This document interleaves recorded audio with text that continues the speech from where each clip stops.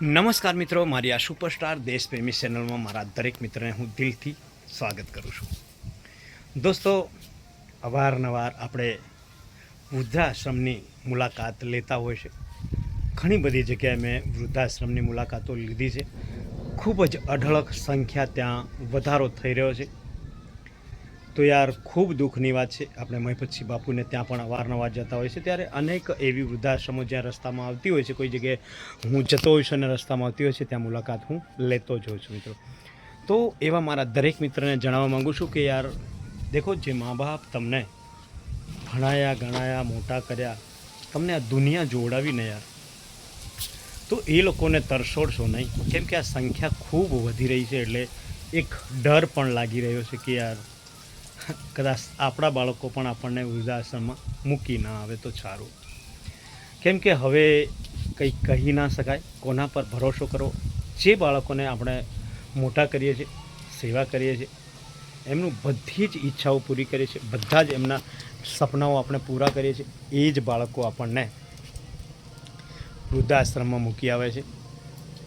તો યાર ખૂબ દુઃખ થાય છે એ વડીલોને જોઈને, એ માતા પિતાઓને જોઈને, કે ખરેખર હું વારંવાર કહું છું કે યાર સરકારે આ બાબતને લઈને ગંભીર થવું જોઈએ, કાયદાઓ પણ બનાવવા જોઈએ કે આ બાબતને લઈને યાર કે કેમ યાર એક માતા પિતા 5 બાળકોને યા 10 બાળકોને ભણાવી ગણી શકે છે, મોટા કરી શકે છે, એમનું બધું જ ભરણ પોષણ પૂરું કરી શકે છે, એમના સપનાઓ પૂરા કરી શકે છે, બધી જ સગવડો આપી શકે છે.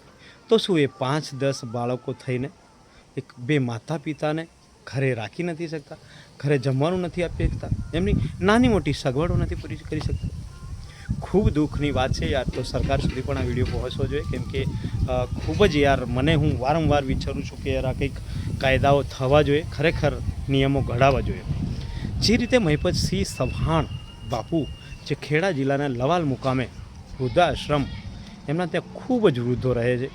મહિપતસિંહ બાપુ જે પ્રકારની સેવા કરી રહ્યા છે, બાળકોની વાત હોય, દિવ્યાંગોની વાત હોય યા વૃદ્ધોની વાત હોય, દરેક વર્ગના લોકો, એટલે કે દરેક બાળપણથી લઈને છોકરાઓથી લઈને વડીલો સુધી ત્યાં રાખે છે, સેવા કરે છે, ખૂબ સેવા કરે છે. તો એવા મહિપતસિંહ બાપુને દિલથી ધન્યવાદ, ખૂબ ખૂબ ધન્યવાદ કે બાપુ તમારા જેવા છીએ તો જ આ માતા પિતાને તકલીફ નથી પડવા દેતા. તો આ કળિયુગ કેવો છે, તો એ મહિપતસિંહ બાપુ કેવા હશે કે જે પારકા માતા પિતાની, પોતાની માતા પિતાની જેમ સેવા કરે છે, માતા પિતા જેવો પ્રેમ આપે છે, ખૂબ સેવા કરે છે, કોઈ પણ બાબતનું દુઃખ નથી થવા દેતા, એ પણ વિના મૂલ્યે.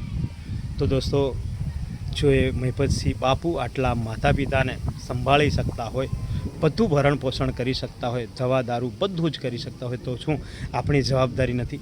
આપણી જવાબદારી નથી દોસ્તો કે આપણી માતા પિતાને આપણે આપણી સાથે રાખીએ, માતા પિતાનું ભરણ પોષણ કરીએ? એમને જોઈએ છે શું યાર? એ તો વિચારીને જોવો યાર. તમારી પાછળ એ લોકોએ શું નથી કર્યું, શું નથી કર્યું દોસ્તો, એ પણ વિચારો. અને ખાસ કરીને આવા બાળકો સુધી પહોંચવો જોઈએ જે માતા પિતાને કાયમ માટે આવી રીતે ઇગ્નોર કરી રહ્યા છે. અને હું તો કહું છું કે યાર જેને માતા પિતા છે ને, એના જીવતા ભગવાન છે યાર. તમે કદાચ યાર મંદિરોમાં દર્શન ના કરશો ને, મંદિરોમાં ફૂલહાર ના ચડાવશો, મંદિરોમાં દાન પુણ્ય ના કરશો ને, તો ચાલશે યાર, પણ તમારી માતા પિતાને 2 ટાઈમનું ભોજન આપો યાર. તમે કદાચ કોઈક ગરીબને, હું તો કહું છું ગરીબને દાન પુણ્ય બધું જ કરવું જોઈએ, ખરેખર એવું નથી, સેવા કરો, બધું જ કરો મિત્રો.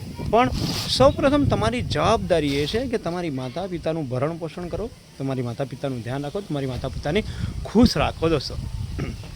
અને તમારી આજુબાજુ રહેતા પીડિતો હોય, જે દુઃખી હોય, એમની પણ સેવા કરો. મેં ઘણા એવા લોકો જોયા છે જે માતા પિતાને બિલકુલ સેવા નથી કરતા, માતા પિતાને વૃદ્ધાશ્રમમાં મૂકીને અઢળક રૂપિયાઓ મંદિરોમાં દાન કરતા પણ આપણે જોયા છે. એનો કોઈ જ મતલબ નથી, એનું કોઈ જ એને પુણ્ય મળવાનું નથી. જે રીતે દોસ્તો મહિપતસિંહ બાપુ જે વિચારી રહ્યા છે ને, એ તો મને એવું લાગે છે કે જ્યાંથી લોકોના વિચાર પૂરા થતા હોય છે ને, ત્યાંથી મહિપતસિંહ બાપુના વિચાર ચાલુ થતા હોય છે. તો ખરેખર આ એક વ્યક્તિના રૂપમાં ભગવાન છે. મહિપતસિંહ બાપુને હું એક વ્યક્તિના રૂપમાં ભગવાન માનું છું મિત્રો.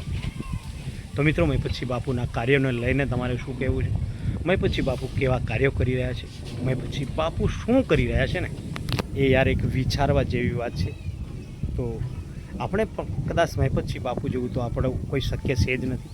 હું માનતો જ નથી કે કોઈ વ્યક્તિ મહેપતસિંહ બાપુ જે કાર્ય સેવાના કરી રહ્યા છે, જે રીતે વૃદ્ધોને રાખી રહ્યા છે, જે રીતે શિક્ષણ બાબતમાં આગળ ખૂબ જ આગળ લોકોને લાવી રહ્યા છે, બાળકોને વધારી રહ્યા છે, મા બાપ વિનાના બાળકોને ભણાવી રહ્યા છે, એવું તો આપણે નથી કરી શકવાના. પણ કમસે કમ આપણા બાળકને ભણાવો, આપણું બાળક શિક્ષણથી વંચિત ન રહી જાય અને આપણા માતા પિતા આપણાથી દૂર ના જતા રહે, આપણા માતા પિતા 2 ટાઈમ જમ્યા વગર ના ઊંઘે ને મિત્રો, એટલું ધ્યાન રાખો. સામાન્ય વસ્તુ, ખરેખર આ એક સામાન્ય વસ્તુ છે કે માતા પિતાને સંભાળવા સામાન્ય વસ્તુ છે દોસ્તો આપણા માટે. કેમ કે એ આપણી માતા પિતા છે. આપણી માતા પિતાએ ક્યારેય એવું નથી વિચાર્યું કે હું મારા બાળકોને કોઈ જગ્યાએ અનાથ આશ્રમમાં મૂકી આવું. કોઈ માતા પિતા મેં એવા આજ સુધી નથી જોયા કે જેને એના બાળકોને અનાથ આશ્રમમાં મૂકી આવ્યા. પણ મેં બાળકો એવા જોયા છે, એવા પુત્ર પુત્રીઓ જોયા છે જે એમની માતા પિતાને વૃદ્ધાશ્રમમાં મૂક્યા હશે. તો એ મહેપતસિંહ બાપુના કાર્યોને દિલથી સલામ, દિલથી પ્રમાણ. દોસ્તો, કેટલા શબ્દો મહેપતસિંહ બાપુ વિશે જેટલી તારીફ કરું ને એટલી ઓછી છે. કદાચ હું દરરોજ વિડીયો એક બનાવું ને તો પણ એમના શબ્દો, એમનો આભાર આપણે નથી યાર. હવે શું કહેવું મહેપતસિંહ બાપુ વિશે. તમે કદાચ ના જોયું હોય તો લવાલ જજો, લવાલ જઈને જોજો. હવે તો સંસ્થાઓ ઘણી બધી ચાલુ કરી દીધી છે, અને આણંદમાં, નડિયાદ, ખેડા, વિદ્યાનગર, દરેક જગ્યાએ. તો ત્યાં જઈને વિઝિટ કરજો દોસ્તો, તો તમને પણ કંઈક લાગશે યાર કે દયા, એક લાગણી આવશે તમારા દિલમાં, અને દયા અને પ્રેમ ભાવનું પણ એક વિચાર આવશે, અને તમે પણ કંઈક સારું વિચારતા થઈ જશો મિત્રો. તો 100% મહેપતસિંહ બાપુનું ધન્યવાદ કહો યાર. હું તો દિલથી એમને ધન્યવાદ કહું છું. તો મિત્રો, જો મારો વિડીયો તમને સારો લાગ્યો હોય તો મારી આ સુપરસ્ટાર દેશપ્રેમી ચેનલને લાઇક, શેર, સબસ્ક્રાઈબ કરવાનું ના ભૂલતા મિત્રો.